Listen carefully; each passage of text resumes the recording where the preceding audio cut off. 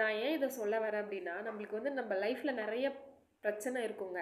அதுக்கு வந்து நிறைய பேர் வந்துட்டு பாசிட்டிவாக நினைப்பாங்க, பாதி பேர் வந்து நெகட்டிவாக நினைப்பாங்க. அது பாசிட்டிவாக நினைக்கிறவங்க ஓகே, பட் நெகட்டிவாக நினைக்கிறவங்க தாங்க நிறைய பேர் இருப்பாங்க. அவங்கள பற்றி நம்ம கவலைப்படணும்னு எந்த ஒரு இதுவுமே கிடையாது.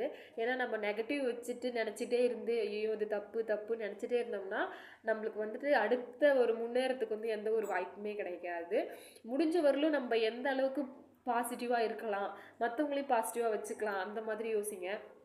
நான் ஏன் இதை சொல்ல வரேன் அப்படின்னா, நீங்கள் வேணால் பாருங்களேன், நீங்கள் ஒரு நாள் வந்துட்டு ரொம்ப டல்லாக இருந்து பாருங்கள், அந்த நாளே ஃபுல்லாக உங்களுக்கு டல்லாக போகிற மாதிரி இருக்கும். ஆனால் ஒரு நாள் வந்து பிரிஸ்காக இருந்து பாருங்களேன், அது ஃபுல்லாக அது ஒரு ஜாலியாகவே போகிற மாதிரி இருக்கும். அதனால் நம்ம தாங்க முடிவு பண்ணணும் அந்த நாள் வந்து எப்படி இருக்கணும் அப்படின்னு சொல்லிட்டு. மற்றவங்க அது வந்து எப்பயுமே முடிவு பண்ணக்கூடாது. ஸோ நம்ம எப்பயுமே சிரிச்சுக்கிட்டு ஹாப்பியாக இருப்போங்க, எல்லாத்தையும் வந்துட்டு சந்தோஷமாக வச்சுக்கலாம். ஓகே, பாய்.